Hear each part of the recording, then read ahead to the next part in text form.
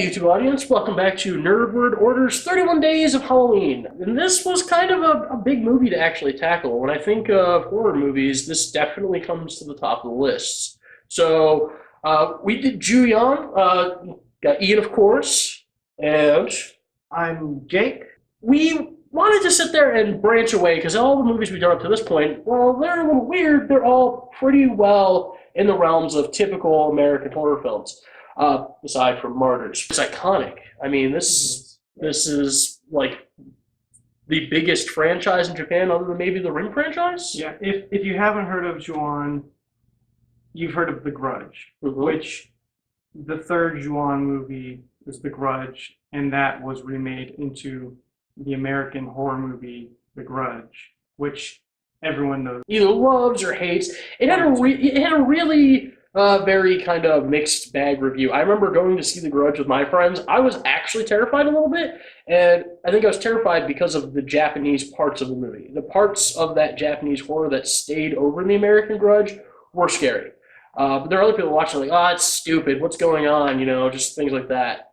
And to an extent, unfortunately, ghost movies don't work well, I think, in the United States. Not the way they used to. And certainly not Japanese ghost stories. No, especially because American horror tends to be all about getting it out and all that action, whereas you go and you look at Korean and Japanese horror movies, and it's more about suspense. It's about the build up to the horrifying scenes.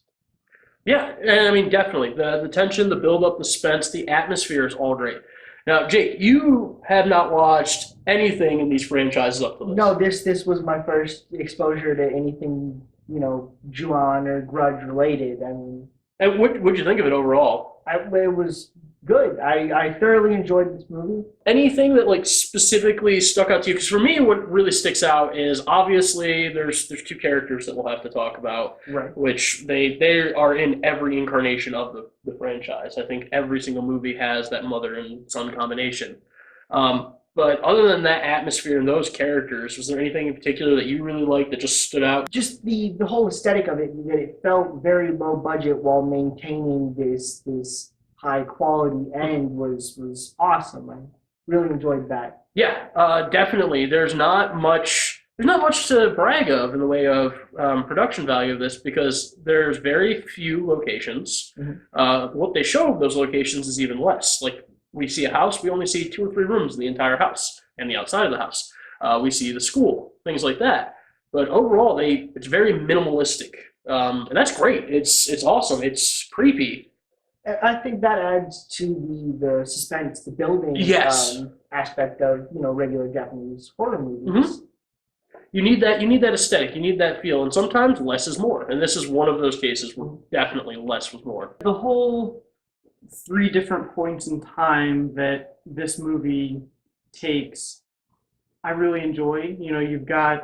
It starts kind of in the middle, and then as you go on, it shows you what led up to this, and then essentially the last point in time you get to is it's set up for the next movie. Yeah. Which sometimes is terrible, seeing that in a movie, like, oh, they could have just made this longer instead of saying, hey, wait till the next movie. But this, I think, did that great. The whole, this is not it. Yeah. There will be more. And there's no way this could be it. And that's where I get into. Well, I have a lot of good, positive things to say about this movie, and believe me, there's a lot of positive I can say about it. There are a couple of negatives, too. One of the negatives, this movie has a little bit of a problem with some of their suspense things come off wrong to me, like the phone, for instance. I feel like a phone repeating as long as it was, that was beyond just suspense. That was too long. That was annoying. That specific ringtone. I think that adds to the tension of it. It's not. Oh, yeah. No, it adds to the tension. Scary, but it makes it, unfortunately, and that might be a positive actually for it. I didn't like it personally, but at the same time, it could be taken as a positive. Is the fact that it made me feel too tense in a different way. Right. Like I was tense because it's like, please, someone just answer the damn phone. Yeah. I want to see that phone answered.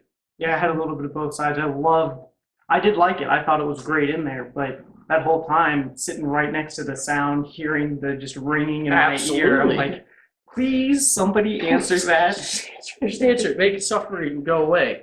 That and the fact that they kind of really just forced the movie to be so clunky by having it segmented the way they did that it had to continue. You knew there had to be more of the story. There's definitely a story in Ju-on, a linear story that you can follow from beginning to end.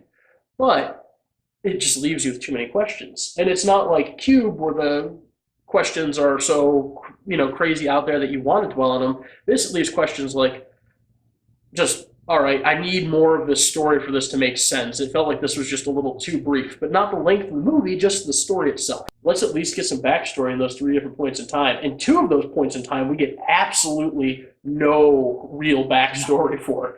The most we get is backstory later on. We get a little bit of exposition from one character that hints that maybe these other characters were annoying.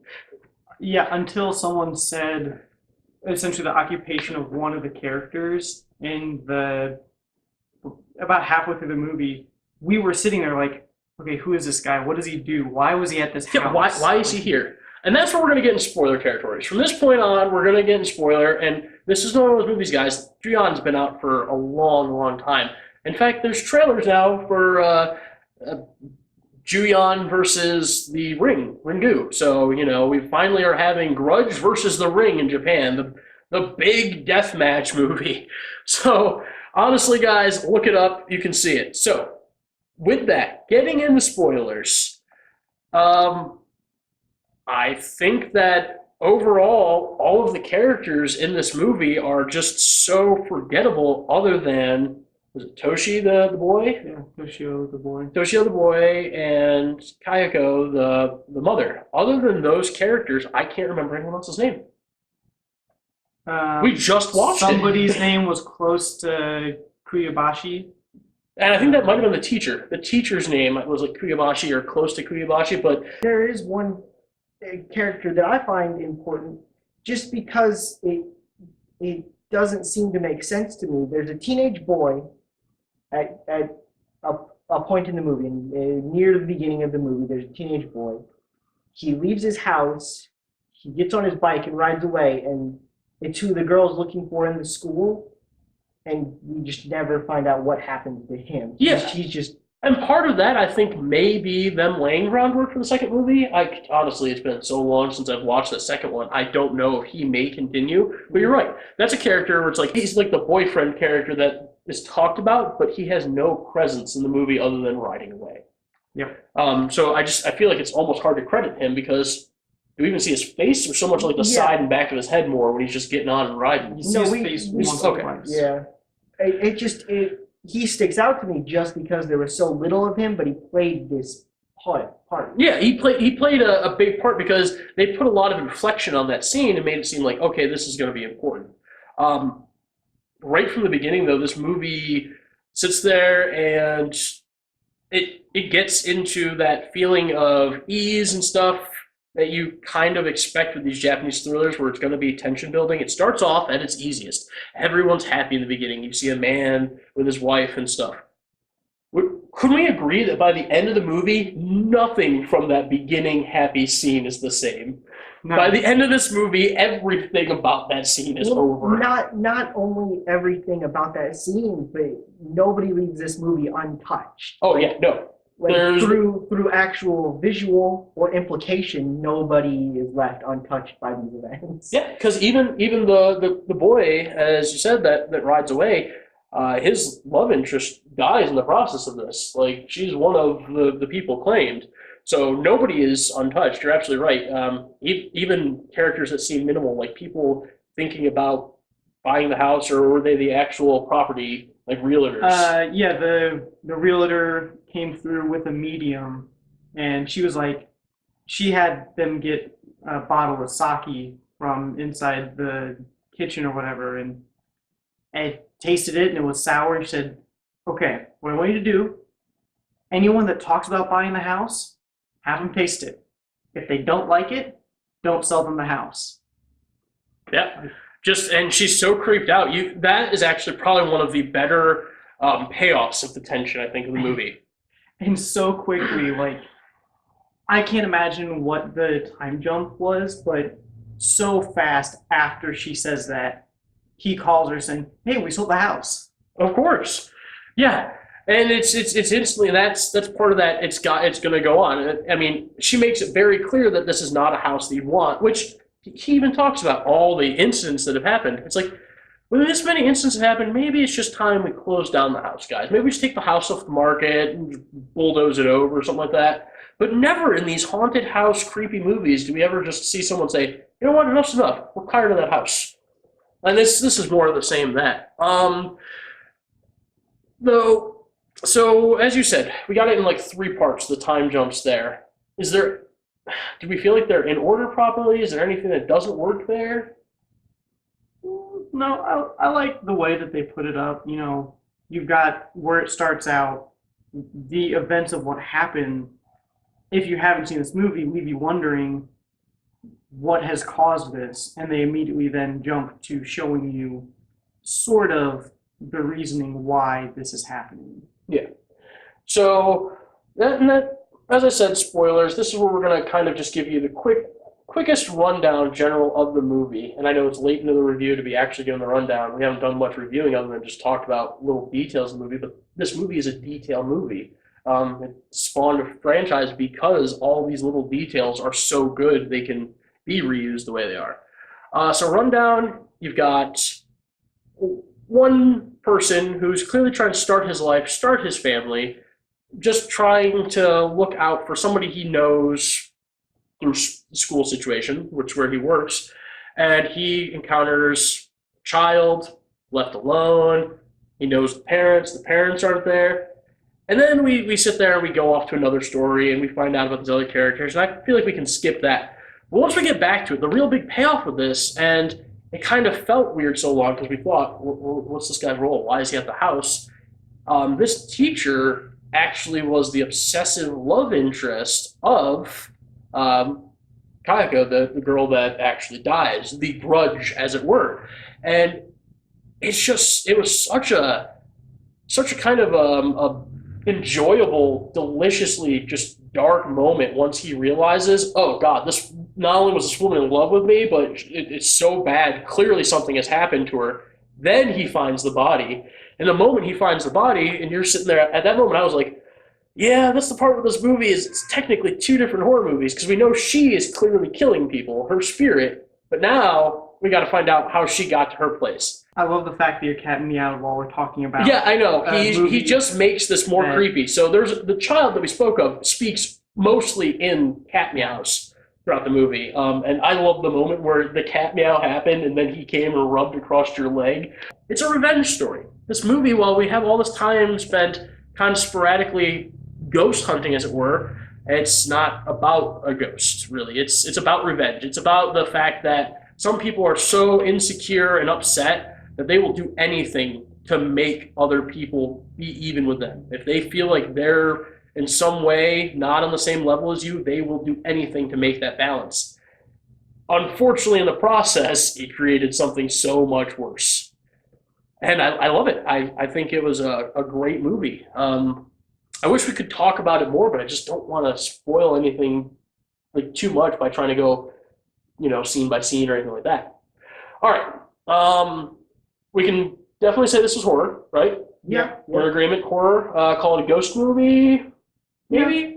Yeah. It's not what you would expect from a ghost movie, but yeah, I don't think you can't call it a ghost movie. Yeah. Honestly, I give Ju-On a 7. I feel like this is the benchmark movie. All ghost movies should at least try to reach Ju-On level. And if they can't, then they probably shouldn't even be released, because it should be at least as gripping and creepy and, just that atmosphere has to be there.